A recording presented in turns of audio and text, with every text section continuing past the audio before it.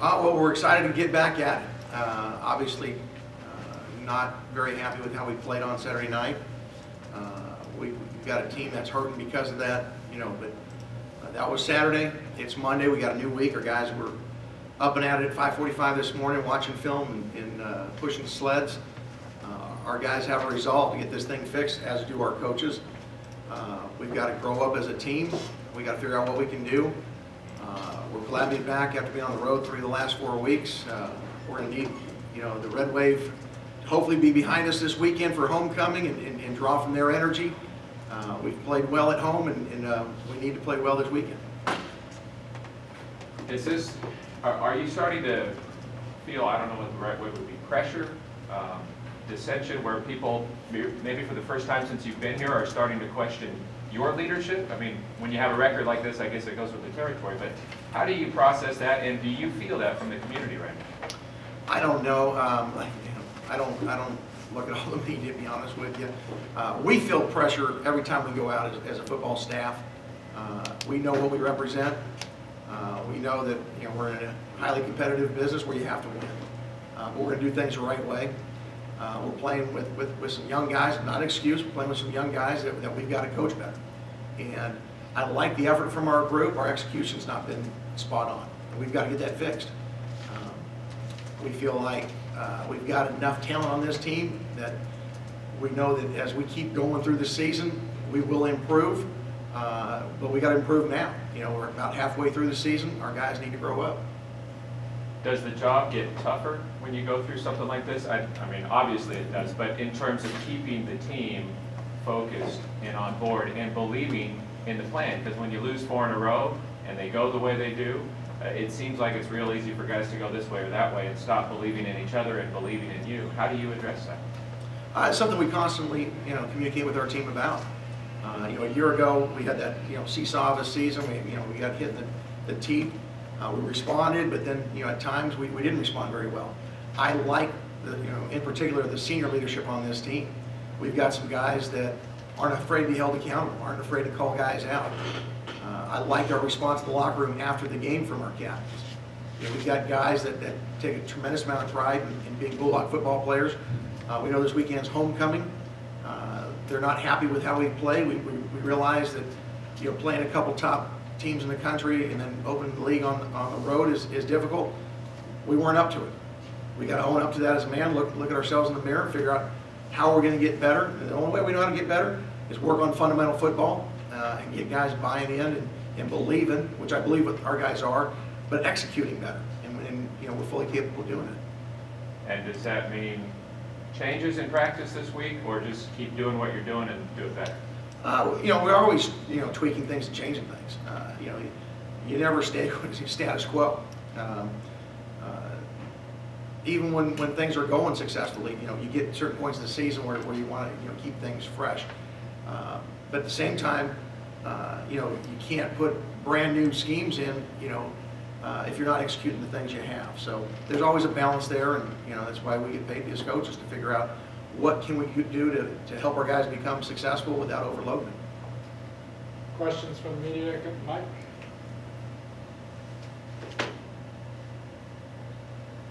What's Martez Waller's situation right now? How's he doing? Trainers met with him this morning. He had a little bit of a headache yesterday. He'll be held out of practice today, but we're not in contact today. He'll go through some exertion stuff, and he should be fine this week. Assuming that he goes through the protocol.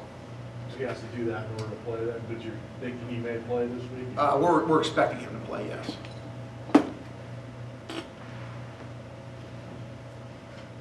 Hey Coach, good morning. Was there a thought process of maybe putting in Kilton Anderson in for a series or two in San Diego State? Yeah, there was some discussion about doing that. Kilton was banged up at the San Jose State game. One of the things that he does best is run the football. With him not being 100%, we didn't want to put him in a situation where he could aggravate, the injury. And so while we had the discussion, we just felt like, we just got to get Zach calmed down. He understood the reads, and he's got to stand in there and make the throws. Just about your offensive line play. going into the season, that was thought to be a strength of the offense, certainly. The last 2 weeks hasn't looked like it. Did we see anything different against San Diego State than offensive line-wise, the way they played against San Jose? I mean, how do you get better there? It seems like that's a real fundamental issue right now with the offense. No, it is. There were a couple of blown assignments in the run game. I thought for the most part we protected our quarterback well. The problem that we had was Zach a lot of times was spilling into where the guys were blocking as opposed to stepping up into the pocket. That was formed fairly well. We went and showed that to Zach this morning in film. So at times it looks like he's getting pressure, but there was no pressure there until he created it. At times we have quick game protection, and he's holding on to the ball, and when you cut somebody, the ball's supposed to be out in 3-step, you got to get rid of the ball. If you hold it, they're going to get back up and rush you. So those kind of things we've got to get better at. We've got to get more consistent running our routes. We had a route that was caught the other day, but it was caught short of the sticks when the route was supposed to have been a cut up break on your 4th outside step, and we're breaking on a 3rd. And we end up inches short. It's not just the quarterback position. We've got a number of positions that are not performing the way they're supposed to. When you can't get going on first down, it's hard to get in a rhythm. We wanted to run some tempo against them, but it's hard to do that when you're 1st and 20 and 2nd and 17, which we were seemed like the entire second half. How about the run block? How much of that is attributed to the offensive line? Well, they do a lot of things from a scheme standpoint, twisting that make it difficult to run.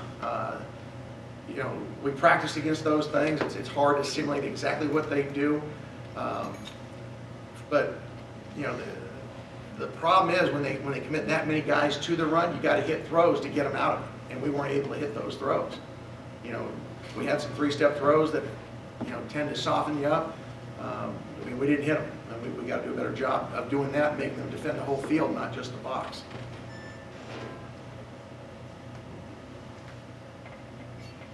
What positives do you like about your team? What are you excited about moving forward right now? I think our guys are still working and attacking each and every day. Our guys will get better. I think we're doing some good things in special teams. For the 2nd or 3rd game in a row, we forced a turnover. We took advantage of it on offense. You got our only scoring drive. I think we've got guys that are, particularly in special teams, capable of making some plays. I think the more we get DeMari back in, he was banged up a little last week. He's getting closer to full health. I think he could be a really dangerous kick returner for us, and punt returner. I think our guys are doing well there. I liked how our defense responded after that first drive.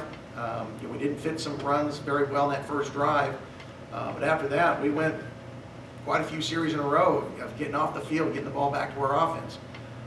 So we're making improvement there. To respond with Nella starting his first game with Kyrie out. I thought he did some good things and bad things, as you would expect from a freshman.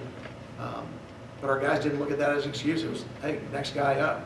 George Helmuth had to play a bunch of reps that he hadn't been playing in a while. Next man up.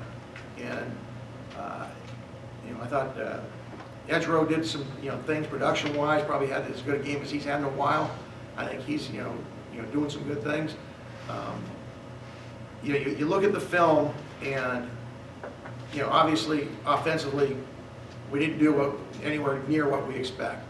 But there are some shining things that we got to build on. But we've got to get more consistent, and we're not there yet. Coach, last week you described the matchup with San Diego State as 2 teams that were desperate for a win. How would you classify the matchup with Utah State? At this point, I can't speak for Utah State. We need to win. You've got to win at home. We play typically better at home. We get a great buzz off of the Red Wave, and we're going to need them this week. Our guys will practice great this week, I'm convinced. But we've got to go out on Saturday and execute. And hopefully, by making plays, getting the crowd into it, we can get back on a roll. Do you feel like at this point in the season you need to play with a little more urgency than you might have in years past at this time? I think you've got to play with urgency every single time you run on the field. So I don't know that you can consider any more urgency. Our guys know what's at stake. I mean, each and every game, you're evaluating. Each and every play you're evaluating. As coaches, as players, we've got to go out and play well and do it on a consistent basis. Not just one play here and then 3 or 4 plays later. We've got to do it consistently. Talked a lot about obviously the physical part of the game, but how much of this is mental breaking a 4-game losing streak? I think that can be part of it. We talk to our players all the time about not letting your mind defeat you and listening to the outside voices versus doing what you're coached to do and going out and playing with some confidence. But you've got to go make plays to have confidence. And we didn't make many plays on offense, and so it's hard to get into a rhythm. It's hard to have confidence when you're not making many plays. And I think defensively, after that first drive, we did start to make some plays and play with a little bit more energy on that side of the ball until we got a little bit wore down in that fourth quarter. What do you think made that difference? Because that first drive for them looked like a continuation of the San Jose game. I mean, they didn't throw the ball and they pounded it down 78 yards. But then, like you say, from there was a difference. Where did that come from? Well, our guys went out and played hard. We just didn't fit things right. And, guys going into a game with adrenaline, sometimes you don't line up right. A back comes and maybe it's not exactly what the look we had in practice, and you take them on with the wrong shoulder, and they have a back that's very explosive, and that would make you pay. In the long run, they hit us on a blitz that probably would have liked to have that call back. Put a lot of pressure on guys where you had to be very, very stout in one gap, and one gap opened a little too wide, and he slipped through there. But after that, we settled in. We played a little bit more base, defense, and our guys responded the way we had hoped them to. I mean, there was a lot of resolve on that sideline to get it fixed, and to have them get 78 yards on that first drive, and I think the rest of the half we held them to 50 or so, was I think an impressive comeback and showed the resolve of our guys. And is Charles Washington at safety, you think, a permanent move now? Yeah, for the time being, he'll be there. I thought he played well. Still a little rusty getting back there just a week. There was a couple fits that he kind of missed on, but he's playing the position better than what we had been playing then before. And for us to get back to where we need to be, I think he's got to be a safety. Any more questions for Coach? Obviously, you guys are still working on a lot of stuff, but there have been some players for you guys that have been standing up pretty well. Jeff McMillan's played very well for you for the last 3 games. You got receivers that we talked about before the season, all playing pretty well. You want to talk about some of those guys? Yeah, I'm really happy with the progress Jeff's making. He's, because of his size, he's a physical presence that we need, particularly when you're in games like the last 2 weeks where it's 2 back. He's done a nice job, I think, leadership-wise as well. Having Kyrie out, being there as a steadying influence with both Robert and with Nella, I think it was good to see him perform. There was a couple fits that he missed, particularly early, that you want guys to be 100%. Guys aren't going to be perfect. Our young guys are getting better. Jameer had another touchdown catch. Keyshawn made some plays. Again, consistency. We've got to block better. We got to be more physical when we're blocking. But the bottom line is offensively we've got to get into a rhythm, and we can't start drives, especially backed up. 3 of our first 4 drives in the second half started with penalties, and I mean it's a recipe for disaster against anybody, but particularly in a defense like San Diego State where they're gonna pressure you and blitz you. They got carte blanche then at that point to take some chances and really put pressure on you. Hey, Coach, you played a physical team in San Diego State. Now you play another physical defense in Utah State. Can you elaborate on that? Yeah, a little bit more conventional. They do a lot of things similar to what we do defensively. They base out of an on front. They'll get into multiple, even front 4-down looks. They like to pressure a lot. I think they've got probably the best front 7 in the conference that I've seen on defense. They're really stout against the run. They can put pressure on passers. Kevin Bloom does a really nice job at defense coordinator. He did a year ago at Hawaii, and he's doing it again. A little bit more pressure looks this year, even with Utah State. Anything else for Coach? Coach, they say, desperate times call for desperate measures. Do you feel like this is a desperate time, and are you guys taking any desperate measures? I don't look at it as desperate. You know, people ask me if I'm discouraged. I'm disappointed, but not discouraged with our guys, because our guys are showing up to work every day with their lunch pail. They want to do right. You know, we've got guys that want to be held accountable, that are giving great effort, and I know that if we keep pounding on the rock, eventually, you know, it's going to crack, and we're going to get through this thing. If we keep approaching it with that attitude, I like where we're at. You know, does that mean it's going to be status quo? No. You know, we're going to constantly look at how we can get our players to play better, and whether it's through scheme, whether it's through adding things, subtracting things, you know, we've got to get that figured out. But I like our guys.